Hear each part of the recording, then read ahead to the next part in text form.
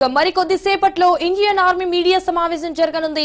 మెరుపు దాడులకు సంబంధించిన వివరాలను ఆర్మీ వెల్లడించనుంది. అర్ధరాత్రి జరిగిన మెరుపు దాడులతో బహావల్పూర్ లోని జైషే మహమ్మద్ హెడ్ క్వార్టర్స్ పై భారత్ మెరుపు దాడి చూసింది. మురుడేకేలోని హఫీజ్ సయ్యద్ ఉగ్ర స్థావరాన్ని భారత్ ధ్వంసం చేసింది. అయితే మురుడేకేలో జైషే మహమ్మద్ సంస్థ భారీ ఎత్తున ఉగ్రవాదులకు శిక్షణ ఇస్తోంది. దీంతో ఉగ్ర స్థావరాలను ఆర్మీ ధ్వంసం చేసింది. రైట్, ఇక ఇదే విషయానికి సంబంధించి మరిన్ని డీటెయిల్స్ మా ప్రతినిధి సైదులు లైవ్ లో అందిస్తారు. సైదులు, మరికొద్దిసేపట్లో అయితే ఇండియన్ ఆర్మీ మీడియా సమావేశం జరగనుంది అన్నట్టు తెలుస్తోంది. సో ప్రెసెంట్ దీనికి సంబంధించిన అప్డేట్స్ ఏంటి సైదులు? ఎస్ సంజన, మరి కాసేపట్లోనే ఇండియన్ ఆర్మీ మీడియా సమావేశం ప్రారంభం కానుంది.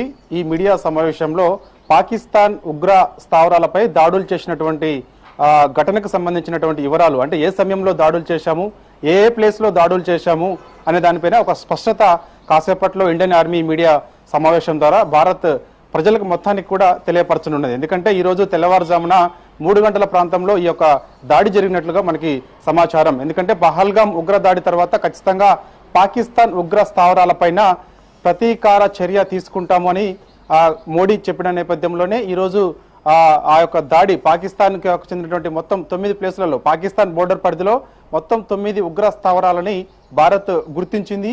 సో అనూహ్యంగా ఆ యొక్క ఆత్మాహుతి యొక్క బాంబులతోటి ఆ యొక్క ప్లేసులన్నింటినీ కూడా ధ్వంసం చేసింది. ఇప్పటికే ఆ యొక్క దాడుల్లో భాగంగా 100 మందికి పైగా ఉగ్రవాదులు మరణించినట్టుగా కూడా మనకైతే సమాచారం అందుతుంది. మొత్తం కూడా ఒక క్లారిటీ, అంటే ఈ రోజు నుంచి జరుగుతున్న పరిణామాలు ఏదైతే ఉన్నాయో పాకిస్తాన్ ఉగ్ర స్థావరాలకు సంబంధించినటువంటి దాడులు భారత సైన్యం చేసిన నేపథ్యంలో అసలు ఏం జరిగింది, ఏ టైంలో ఏం చేశారు అనే దానిపైన ఒక స్పష్టత మరి కాసేపట్లోనే ఇండియన్ ఆర్మీ మీడియా సమావేశం ద్వారా యావత్ భారత్ ప్రజలందరికీ కూడా ప్రపంచానికి కూడా మరి కాసేపట్లోనే తెలియనుంది. అయితే మనకి తెలుస్తున్న సమాచారం అయితే మాత్రం మనం దాడులు చేసిన ప్రాంతాలు చూస్తే మాత్రం మర్కజ్ సుబాన్ హల్లా బహాల్పూర్ జయం దగ్గర మొదటిగా దాడి చేసినట్టుగా కూడా మనకైతే తెలుస్తుంది. పాకిస్తాన్ ఉగ్ర స్థావరం ఇది. ఇక్కడ పెద్ద ఎత్తున ఉగ్రవాదులు అందరూ కూడా ఇక్కడ శిక్షణ పొందుతున్నట్టుగా కూడా భారత్ గుర్తించింది.